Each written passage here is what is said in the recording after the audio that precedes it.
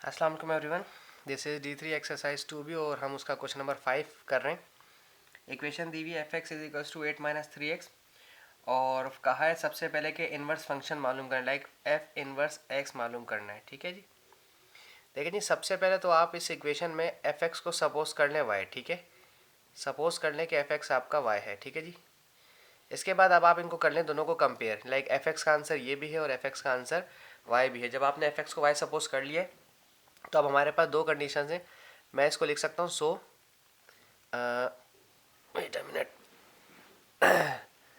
हम इसको ले सकते हैं कि y is equals to 8 minus 3x। मैं इसे सपोज कर सकता हूँ, ऐसा सपोज किया जा सकता है क्योंकि आपने खुद से सपोजिशन किए कि आपका जो f है f(x) है वो y के बराबर है, तो f(x) का जो इक्वेशन दी हुई है 8 माइनस 3x वो भी y के बराबर ली जा सकती है। ऐसा करने की वजह यह है कि मैं सबसे पहले x को अकेला करना चाह रहा हूँ क्योंकि मुझे x को इन्वर्स करना है। x को अकेला करने के लिए मेरा y इज अब जो है सबसे पहले मैं x को पॉजिटिव करूँगा, ये 3x नेगेटिव है, यहाँ आएगा तो पॉजिटिव हो जाएगा, और 8 ये y यहाँ पॉजिटिव है तो वहाँ जाकर नेगेटिव हो जाएगा। ठीक है जी, सॉरी दिस इज़ y।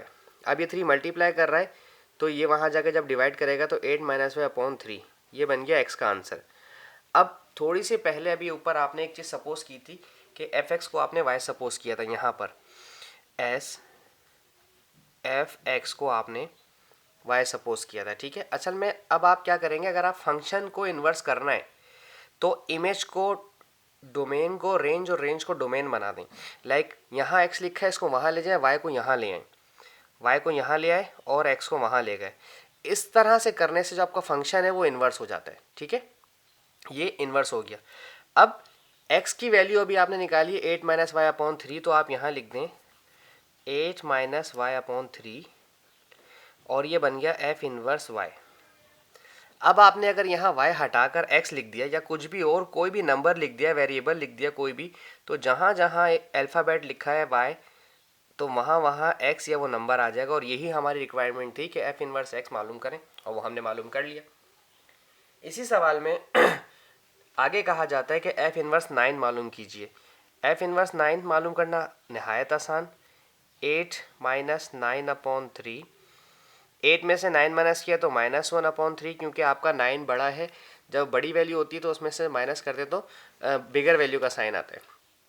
फिर कहा जाता है f इनवर्स 12 मालूम करें, ये भी कर लेते हैं। वही इक्वेशन 8 माइनस एक्स अपॉन 3, 8 में से 12 माइनस किया तो 2 + 2 4, माइनस का 4 अपॉन 3, ये भी आ गया।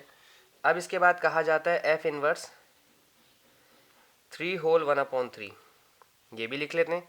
दिस इज 8 माइनस 3 3 ज़ा 9, 9 + 1 10, ये हो गया 10 अपॉन 3 होल डिवाइड बाई 3।